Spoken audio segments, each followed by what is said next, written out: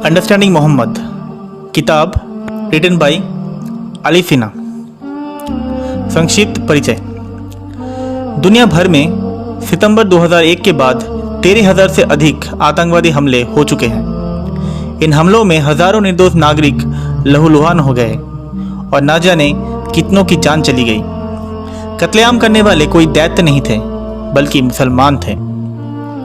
वो मुसलमान जो अपने धर्म के पक्के थे और ईमान का पालन करने के लिए सामूहिक नरसंहार जैसी वारदातों को अंजाम दे रहे थे। इन पक्के मुसलमानों की तरह सोचने वाले दुनिया में अभी भी लाखों हैं और वे भी मजहब के नाम पर ऐसा ही नरसंहार करने के लिए तैयार हैं। अगर आप सोचते हैं कि मुस्लिम आतंकवाद कोई नई समस्या है तो फिर से विचार कीजिए। इस्लाम अपनी सफलता आतंकवाद के हथियार से ही नापता है। मदीना में पैर रखने की दिन से ही मोहम्मद ने आतंक का अभियान शुरू कर दिया था। तब से आज तक उसके अनुयायी इसी अभियान को आगे बढ़ा रहे हैं। मुसलमान असहिष्णु, श्रेष्ठतावादी, स्वेच्छाचारी, अराजक और हिंसक होते हैं। वे उद्दंड होते हैं और यदि कोई उनकी बात को काटे या उनको प्रमुखता व सम्मान देकर व्यवहार ना करे तो फट पड़ते हैं। जबकि वे खुद दूसरों को अपशब्द कहते रहते हैं और दूसरे धर्मावलंबियों, संप्रदायों या पंथों के लोगों के अधिकारों का हनन करते हैं। मुसलमानों को समझने के लिए उनके रसूल यानी पैगंबर मोहम्मद को समझना पड़ेगा। मुसलमान मोहम्मद की इबादत करते हैं और उसका अनुकरण करते हैं। इस्लाम दरअसल मोहम्मद बाद है। मोहम्मद को समझकर ही इस्लाम की पत्तों को जाना जा सकता है। यह पुस्तक अंडरस्टैंडिंग ऑफ मोहम्मद मनोविज्ञान की दृष्टि से अल्लाह के रसूल का जीवन वृत्त है। इसमें मोहम्मद नामक व्यक्ति के रहस्यों को उजागर किया गया है। इतिहासकार बताते हैं कि मोहम्मद खोहों में चला जाता था और घंटों हफ्तों अपने विचारों में खोया रहता था। वह घंटियों की आवाज़ सुनता था और भूत प्रेत के सपने देखता था। उसकी बीबी खदीजा ने जब तक उसे यह यकीन नहीं दिलाया कि वह पैगंबर हो गया है, वह सोचता था कि उसके ऊपर शैतान का साया आ गया है। अपनी इसी हैसियत का अंदाज़ा होते ही उसके रंग ढंग बदल गए। जिन्होंने उसे अस्वीकार किया वह उसके प्रति असहिष्णु हो गया। जिन्होंने उसकी आलोचना की उनकी हत्या कर दी। वह हमले, लूटपाट और पूरी की पूरी आबादी का नरसंहार करने लगा। मोहम्मद ने हजारों लोगों को दास बनाया। अपने आदमियों को बंदी औरतों का बलात्कार करने के लिए अनुमति दी और ये सब बिना किसी हिचक और अधिकार के साथ किया। मोहम्मद उन लोगों के प्रति बड़ा उदार था जो उसकी तारीफ करते थे, लेकिन वह असहमति जताने वालों के प्रति प्रतिशोध की भावना से ग्रस्त हो जाता था।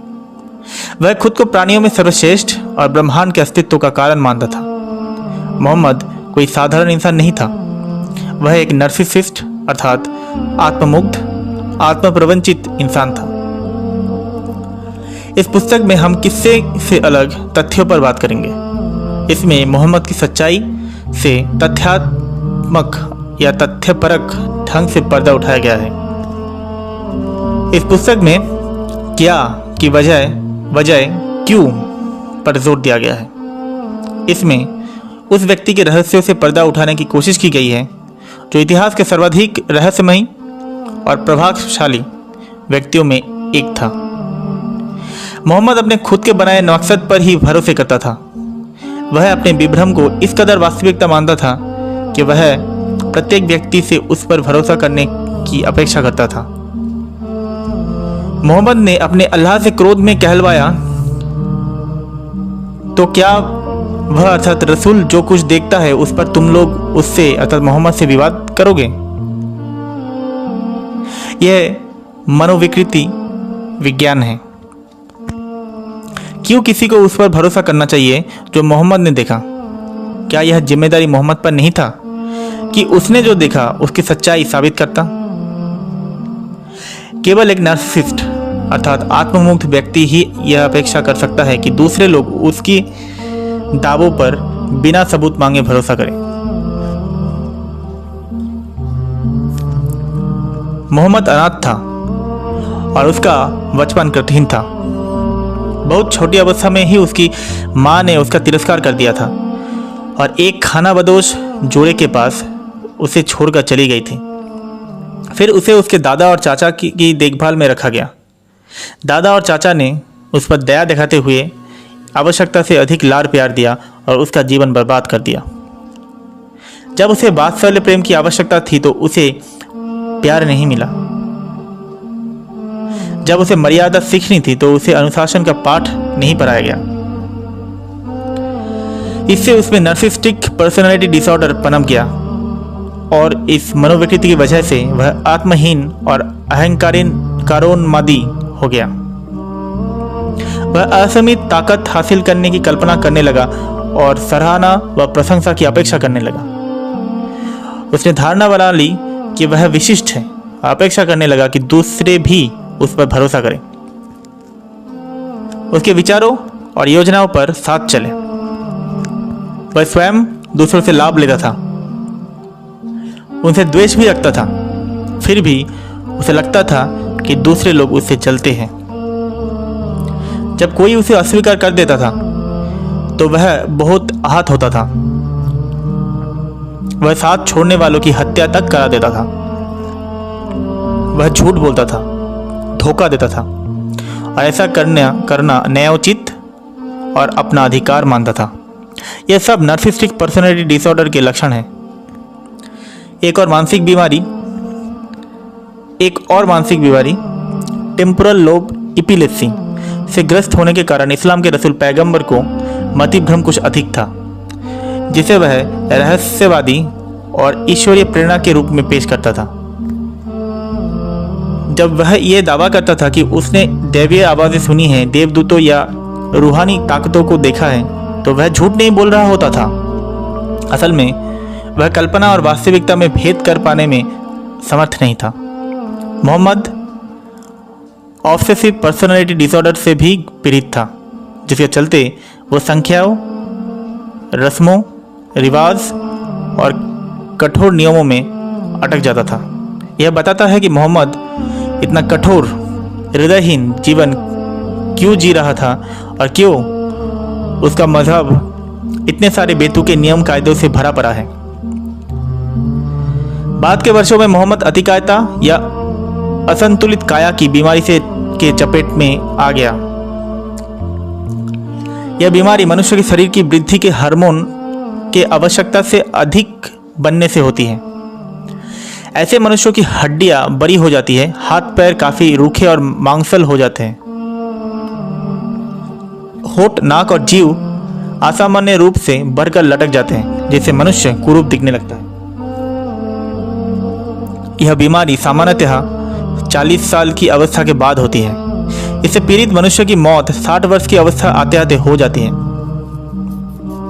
यह बीमारी एक और इरेक्टोरल डिस्फंक्शन अर्थात लिंग शिथिलता से नपुंसकता पैदा कर देती है और दूसरी ओर टेम्पोरल लोब हाइपर एक्टिविज्म अर्थात कामलिप्सा भी बढ़ा देती है। यह उम्र के आखिरी पड़ाव में मोहम्मद की यौनिक सनक के मूल कारण को बताता है और यह भी कि बाद के जीवन में मोहम्मद के भीतर काम की अतृप्त भूख इतनी अधिक क्यों बढ़ गई थी। यह एक ही रात में 9 बीवियों के पास जाता था और उन्हें छूता और सहलाता था, लेकिन संतुष्ट नहीं हो पाता था। उसकी नपुंसकता, असुरक्षा, मानसिक उन्माद अर्थात संभ्रांति वह अपनी युवा बीवियों के प्रति घोर ईर्ष्या का कारण बनी। कहीं उसकी बीवियों पर किसी की नजर ना पड़ जाए, इसलिए उसने अपनी बीवियों व औरतों की पूरी तरह पर्दे में रहने का हुक्म दिया। आज की दुनिया में करोड़ों महिलाएं बुर्के में रहती हैं और सिर्फ इसलिए कि मोहम्मद नपुंसक था। मोहम्मद की बीमारियों इस्लाम के तमाम रहस्यों की पर्दे उखाड़ती है।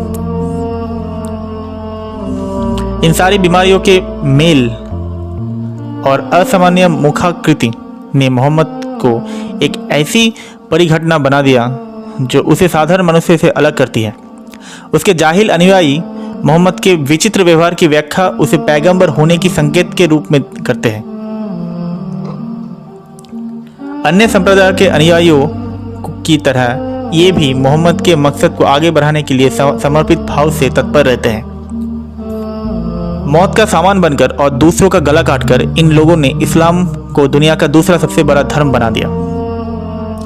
अब यही इस्लाम विश्व शांति और मानव सभ्यता के लिए सबसे बड़ा खतरा बन चुका है। मोहम्मद को जानना जरूरी क्यों है? क्योंकि करोड़ों लोग उसकी तरह बनने की कोशिश कर रहे हैं। जैसा उसने किया वैसा ही करने की कोशिश कर रहे हैं।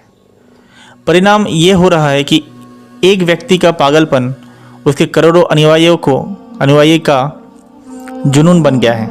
मोहम्मद को समझकर ही हम आर पार देख सकेंगे और भविष्य को लेकर इन अप्रत्याशित लोगों के बारे में अनुमान लगा सकेंगे। भविष्य को लेकर हम खतरनाक दौर में जी रहे हैं। मानवता का 5वां भाग एक पागल को पूछ रहा है। आत्मघाती बम हमलों की वाहवाही कर रहा है और सोच रहा है कि हत्या और शहादत सर्वाधिक पुण्य का काम है। दुनिया एक खतरनाक जगह हो गई है। जब इन लोगों के पास आणविक हथियार होंगे तो धरती राख का ढेर बन जाएगी। इस्लाम कोई धर्म नहीं बल्कि एक संप्रदाय है और हमें जाग जाना चाहिए और मान लेना चाहिए कि संप्रदाय मानव जाति के लिए खतरा है और मुस्लिमों के साथ सभ्य समाज का सह अस्तित्व असंभव है। जब तक मुसलमान मोहम्मद के विश्वास करेंगे वो दूसरों और अपने खुद के लिए भी खतरा बने रहेंगे। मुसलमानों को या तो इस्लाम छोड़ देना चाहिए और घृणा की संस्कृति त्याग कर मानव जाति के साथ सभ्य साथी की तरह रहना शुरू कर देना चाहिए, या फिर गैर मुस्लिमों को इन लोगों से खुद को अलग कर इस्लाम पर प्रतिबंध लगा देना चाहिए।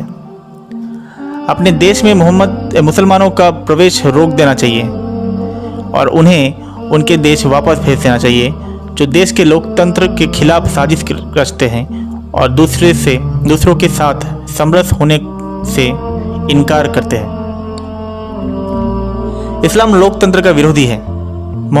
मुसलमान ऐसी लड़ाका जाति है जो लोकतंत्र का प्रयोग लोकतंत्र को ही समाप्त करने और खुद को विश्वव्यापी तानाशाही के रूप में स्थापित करने के लिए करती है। बर्बरता और सभ्यता की बीच संघर्ष एवं विश्व आपदा को रोकने के लिए इस्लाम की भ्रांतियों को उजागर किया जाना और इसे बेनकाब किया जाना एकमात्र उपाय है। मानवता के शांतिपूर्ण जीवन के लिए आवश्यक है कि मुसलमानों से इस्लाम नामक गंदगी को दूर किया जाए। मुसलमानों और गैर मुसलमानों दोनों के लिए मोहम्मद के चरित्र को समझना जरूरी है। यह पुस्तक इस काम को आसान बनाती है। आज के लिए इतना ही और दूसरे भाग में हम प्रस्तावना को